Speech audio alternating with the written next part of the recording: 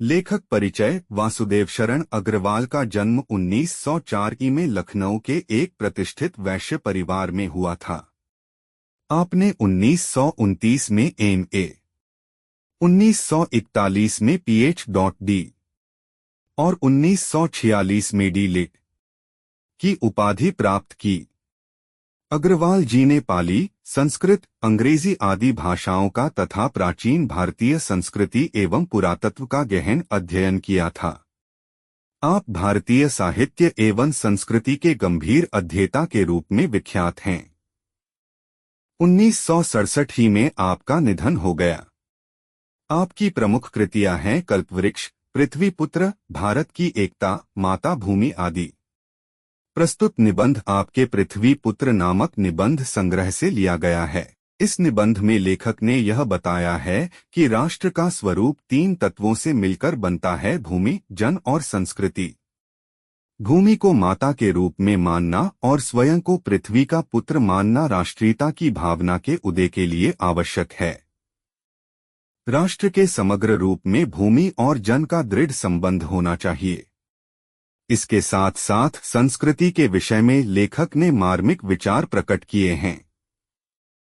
विद्यार्थियों को राष्ट्र के स्वरूप से भली भांति परिचित कराने एवं उनमें राष्ट्रीय भावना को जागृत करने के उद्देश्य से इस निबंध का चयन किया गया है। भूमि, भूमि पर बसने वाला जन और जन की संस्कृति, इन तीनों के सम्मिलन से राष्ट्र का स्वरूप बनता है। भूमि का निर्माण देवों ने किया है, वह अनंत काल से है। उसके भौतिक रूप, सौंदर्य और समृद्धि के प्रति सचेत होना हमारा आवश्यक कर्तव्य है। भूमि के पार्थिव स्वरूप के प्रति हम जितने अधिक जागृत होंगे, उतनी ही हमारी राष्ट्रीयता बलवती हो सकेगी। यह पृथ्वी सच्चे अर्थों में समस्त राष्ट्रीय विचारधाराओं की जननी है। जो राष्ट्रीयता पृथ्वी के साथ नहीं जुड़ी वह निर्मूल होती है। राष्ट्रीयता की जड़ें पृथ्वी में जितनी गहरी होंगी, उतना ही राष्ट्रीय भावों का अंकुर पल्लवित होगा। इसलिए पृथ्वी के भौतिक स्वरूप की आद्योपांत जानकारी प्राप्त करना, उसकी सुंदरता, उपयोगिता और महिमा को पहचानना आवश्यक धर्म है। इस कर्तव्य की पूर्ति सैकड़ों हजारों प्रकार से होनी चाहिए। पृथ्वी से जिस वस्तु का संबंध है, चाहे वह छोटी हो या बड़ी, उसका कुशल प्रश्न पूछने के लिए हमें कमर कसनी चाहिए। पृथ्वी का सांगोपांग अध्ययन जागरणशील राष्ट्र के लिए बहुत ही आनंदप्रद कर्तव्य माना जाता है। गांवों और नगरों में सैकड़ों केंद्रों से इस प्रकार के अध्ययन का सूत्रपात होना आवश्यक है। उदाहरण के लिए, पृथ्वी की उपजाऊ शक्ति को बढ़ाने वाले मेघ जो प्रतिवर्ष समय पर आकर अपने अमृत जल से इसे सींचते हैं, हमारे अध्ययन की परिधि के अंतर्गत आने चाहिए। उन मेघजलों से परिवर्धित प्रत्येक तृणलता और वनस्पति का सूक्ष्म परिचय प्राप्त करना ही हमारा कर्तव्य है। इस प्रकार जब चारों ओर से हमारे ज्ञान के कपाट खुलेंगे, तब सैकड़ों वर्षों से शून्य और अंधकार से भरे हुए जीवन के क्षेत्रों में नया उजाला दिखाई देगा। धरती माता की कोख में जो अमूल्य निधियां भरी हैं, जिनके कारण वह वसुंधरा कहलाती है, उससे कौन परिचित न होना चाहेगा। लाखों करोड़ों वर्षों से अनेक प्रकार की धातुओं को पृथ्वी के गर्भ में पोषण मिला है। दिन रात बहने वाली नदियों ने पहाड़ों को पीस पीस कर अगणित प्रकार की मिट्टियों से पृथ्वी की देह को सजाया है। हमारे भावी आर्थिक अभ्युदय के लिए इन सब की जांच पड़ताल अत्यंत आवश्यक है। पृथ्वी की गोद में जन्म लेने वाले जड़ पत्थर कुशल शिल्पियों से सवारे जाने पर अत्यंत सौंदर्य के प्रतीक बन जाते हैं। नाना भांति के अनगढ़ नग विंध्य की नदियों के प्रवाह में सूर्य की धूप से चिलकते रहते हैं। उनको जब चतुर कारीगर पहलदार कटाव पर लाते हैं, तब उनके प्रत्येक घाट से नई शोभा और सुंदरता फूट पड़ती है। वे अनमोल हो जाते हैं। देश के नरनारियों के रूप मंडन और सौंदर्य प्रसाधन में इन छोटे पत्थरों का भी सदा से कितना भाग रहा है, अतएव हमें उनका ज्ञान होना भी आवश्यक है। पृथ्वी और आकाश के अंतराल में जो कुछ सामग्री भरी है, पृथ्वी के चारों ओर फैले हुए गंभीर सागर में जो जलचर एवं रत्नों की राशियां हैं, उन सब के प्रति चेतना और स्वागत के नए भाव राष्ट्र में फैलने चाहिए। राष्ट्र के नवयुवकों के हृदय में उन सबके प्रति जिज्ञासा की नई किरणें जब तक नहीं फूटती तब तक हम सोए हुए के समान हैं। विज्ञान और उद्यम दोनों को मिलाकर राष्ट्र के भौतिक स्वरूप का एक नया ठाठ खड़ा करना है। यह कार्य प्रसन्नता, उत्साह और अथक परिश्रम के द्वारा नित्य आगे बढ़ाना चाहिए। हमारा यह ध्येय हो कि राष्ट्र में जितने हाथ हैं उनमें से कोई भी इस कार्य में भाग लिए बिना रीता न रहे।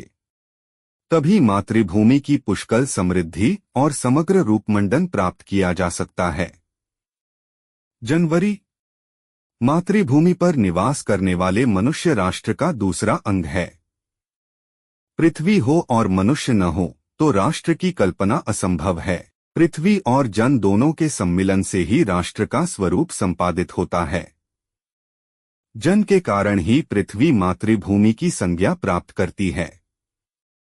पृथ्वी माता है और जन सच्चे अर्थों में पृथ्वी का पुत्र है। माता भूमिः पुत्रोः पृथिव्याः भूमि माता है, मैं उसका पुत्र हूँ।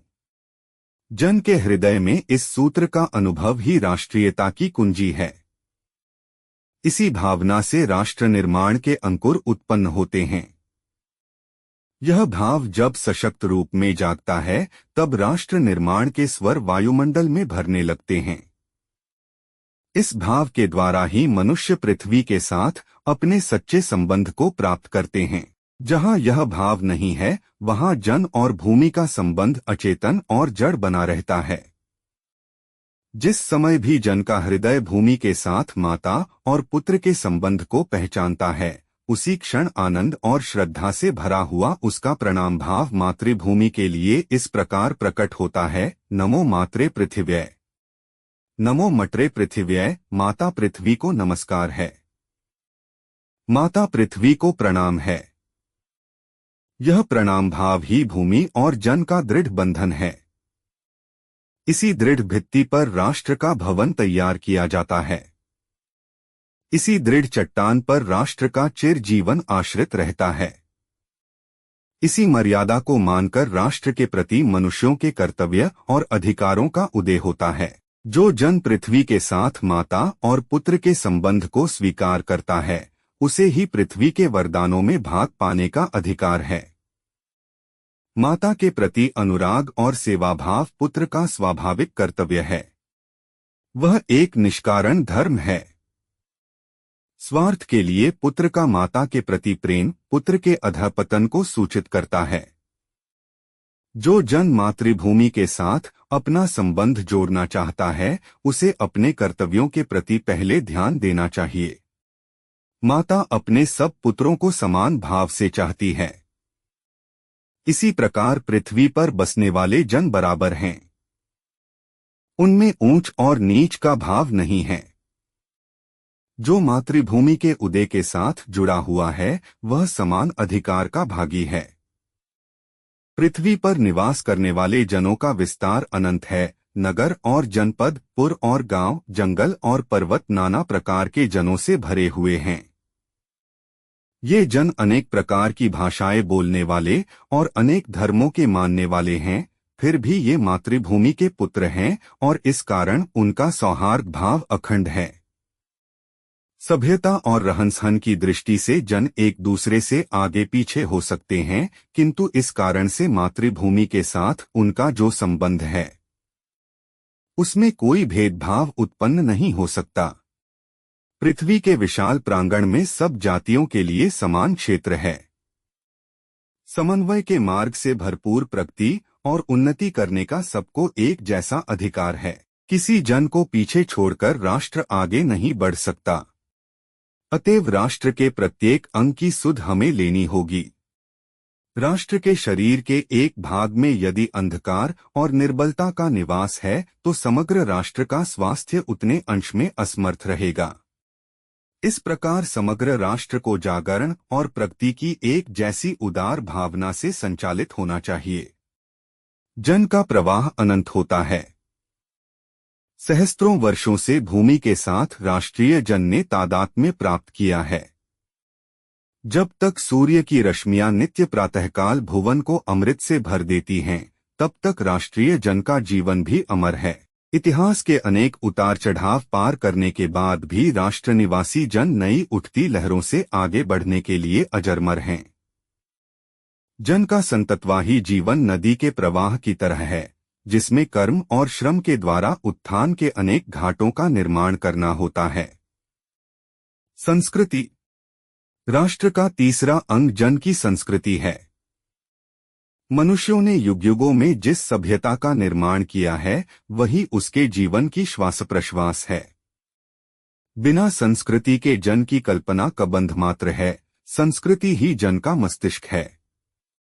संस्कृति के विकास और अभ्युदय के द्वारा ही राष्ट्र की वृद्धि संभव है। राष्ट्र के समग्र रूप में भूमि और जन के साथ साथ जन की संस्कृति का महत्वपूर्ण स्थान है। यदि भूमि और जन अपनी संस्कृति से विरहित कर दिए जाए तो राष्ट्र का लोप समझना चाहिए। जीवन के विटप का पुष्प संस्कृति है। संस्कृति के सौंदर्य और सौरभ में ही राष्ट्रीय जन के जीवन का सौंदर्य और यश अंतर्निहित है। ज्ञान और कर्म दोनों के पारस्परिक प्रकाश की संज्ञा संस्कृति है।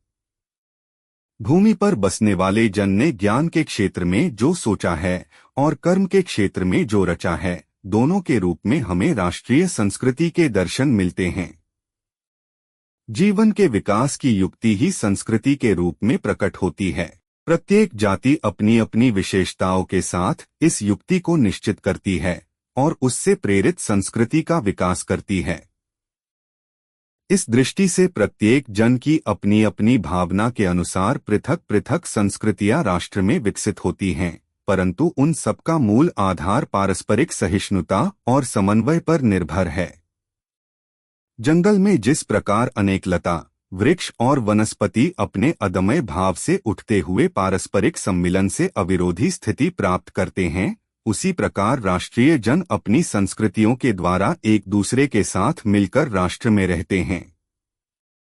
जिस प्रकार जल के अनेक प्रवाह नदियों के रूप में मिलकर समुद्र में एकरूपता प्राप्त करते हैं, उसी प्रकार राष्ट्रीय जीवन की अनेक विधियां राष्ट्रीय संस्कृति में समन्वय प्राप्त करती हैं।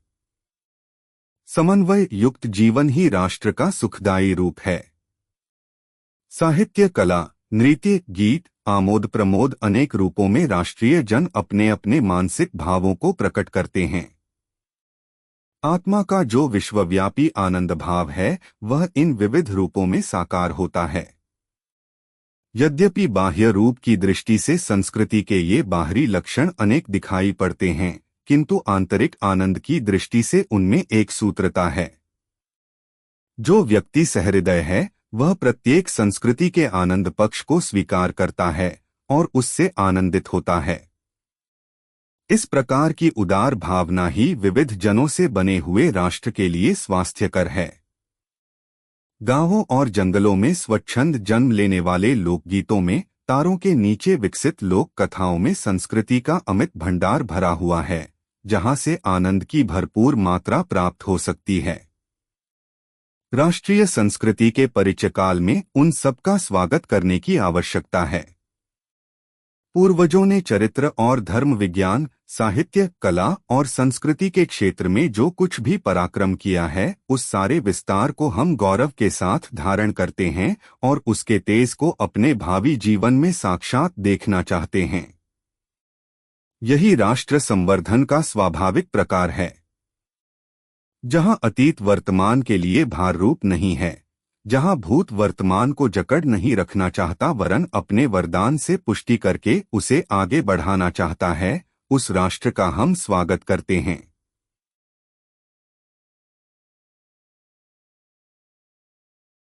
Author Introduction. Vasudev Sharan Agrawal was born in 1904 into a prominent Vaishya family in Lucknow.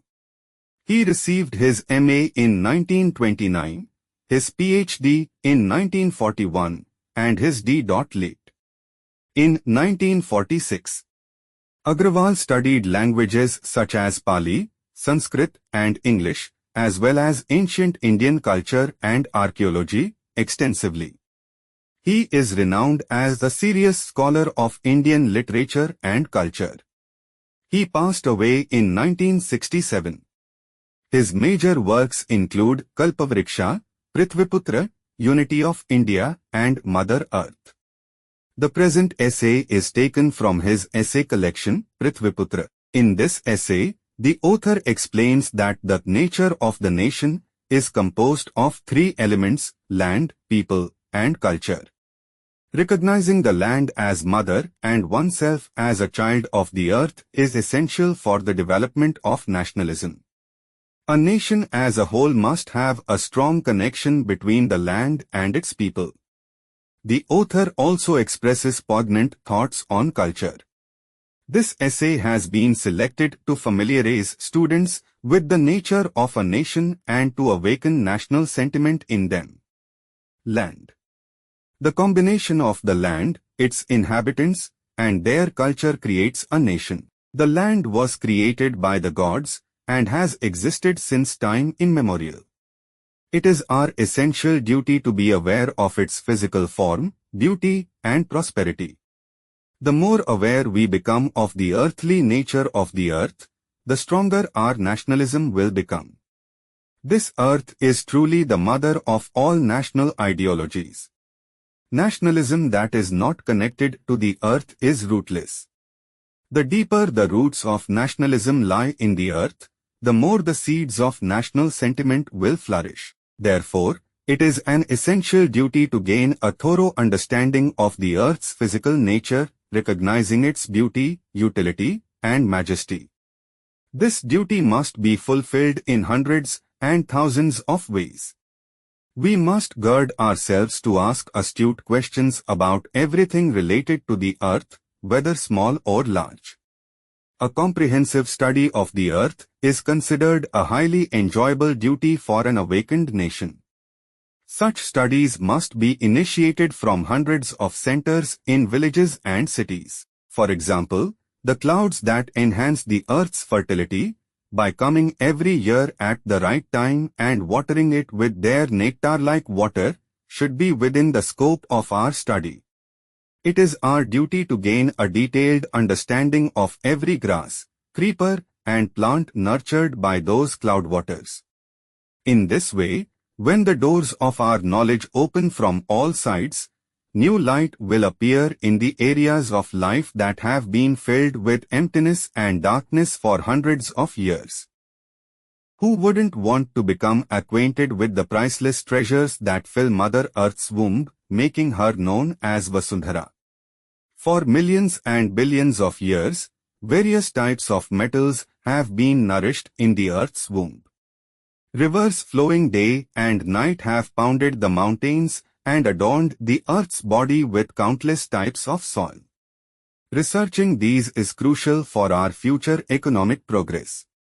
The inert stones born in the Earth's lap, when adorned by skilled craftsmen, become symbols of supreme beauty. Uncut stones of various kinds sparkle in the sunlight as the Vindhya rivers flow.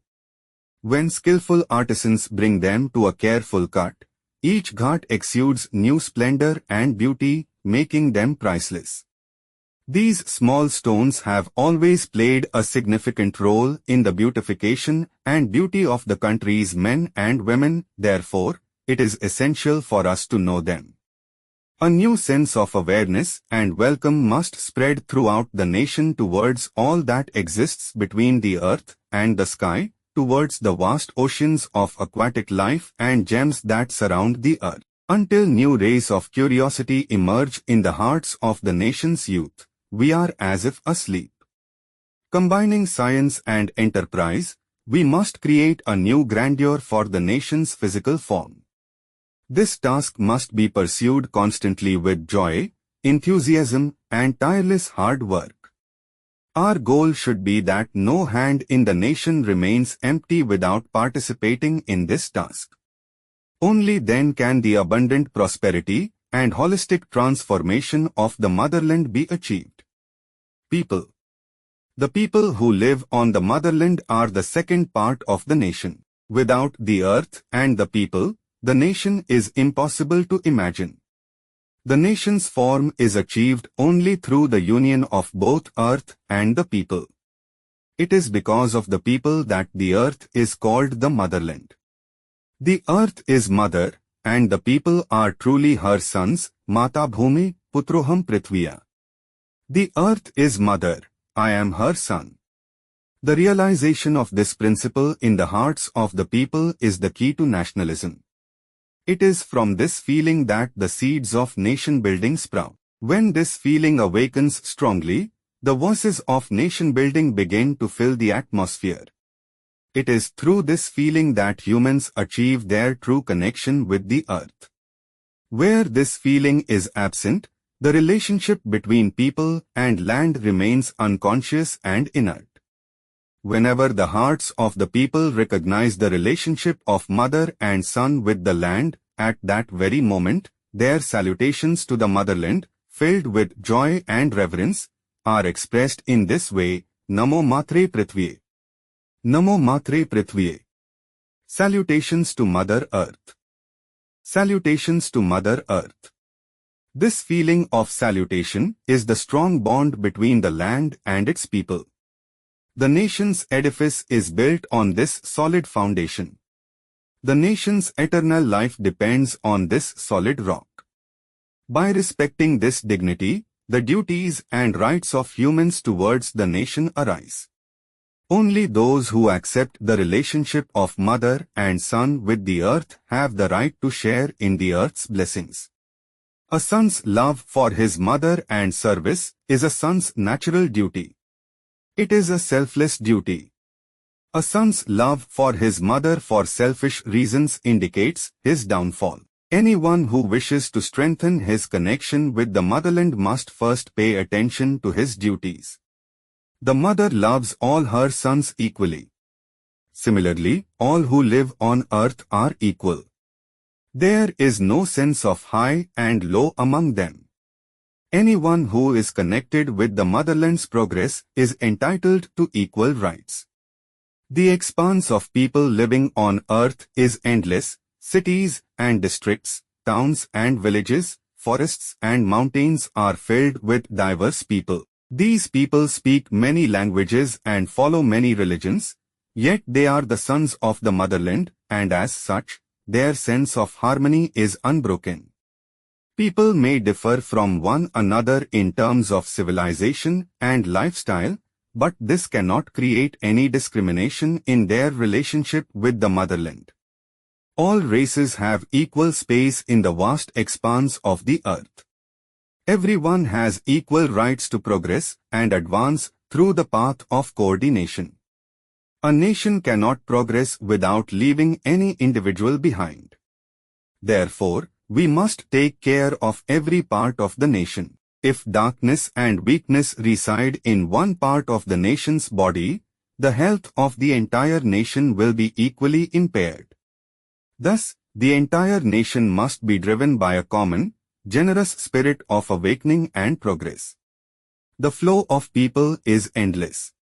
For thousands of years, the nation's people have identified with the land. As long as the sun's rays fill the earth with nectar every morning, the life of the nation's people is also immortal. Even after traversing the many ups and downs of history, the people of the nation are eternal, ready to move forward with the new rising waves. The continuous life of the people is like the flow of a river, in which many ghats of progress must be built through work and labor. Culture. The third component of the nation is the culture of the people. The civilization that humans have built over the ages is the very breath of its life. Without culture, the people's imagination is merely a skeleton. Culture is the people's mind. Only through the development and rise of culture is the nation's growth possible. Along with the land and people, the people's culture plays an important role in the nation as a whole. If the land and people are deprived of their culture, the nation should be considered extinct. Culture is the flower of the tree of life. The beauty and glory of the lives of a nation's people lie in the beauty and fragrance of culture. Culture is the mutual illumination of both knowledge and action. We see national culture in the form of both what the people living on this earth have thought in the field of knowledge and what they have created in the field of action. The strategy for the development of life manifests itself in the form of culture. Each nation, with its own characteristics, determines this strategy and develops a culture inspired by it. In this view, distinct cultures develop within a nation according to the individual sentiments of each people, but the fundamental foundation of all of them rests on mutual tolerance and coordination. Just as the many creepers, trees, and plants in the forest, rising with their indomitable spirit, achieve a state of non-contradiction through mutual integration, similarly, the nation's people live together in harmony through their cultures. Just as many streams of water merge into rivers and achieve uniformity in the ocean, in the same way, the various methods of national life achieve coordination in national culture. A life of harmony is the joyful form of a nation. The people of the nation express their individual emotions through literature, art, dance, song, and entertainment, among many forms. The universal joy of the soul is manifested in these diverse forms. Although these external signs of culture appear diverse from an external perspective, they share a common thread from an inner perspective of joy. A person with a compassionate heart accepts and delights in the joyful aspects of every culture. Such a generous spirit is healthy for a nation composed of diverse peoples. The folk songs born freely in villages and forests, the folk tales developed under the stars, contain a vast treasure of culture, from which a bountiful supply of joy can be derived. In the dawning period of national culture, we need to welcome them all. We proudly embrace the achievements of our ancestors in the fields of character and religion, science, literature, art, and culture, and wish to witness their radiance in our future lives. This is the natural way to develop a nation. We welcome a nation where the past is not a burden on the present, where the past does not seek to hold the present back but instead affirms it with its blessings and moves it forward. Dear students, if you find these lessons explained is helpful, please share this video with your friends. Subscribe to our channel for simple and clear lesson explanations. Check the description for links to other lesson summaries and join our WhatsApp channel for daily Kannada and Hindi lessons, useful phrases and grammar tips. Start learning today and speak confidently.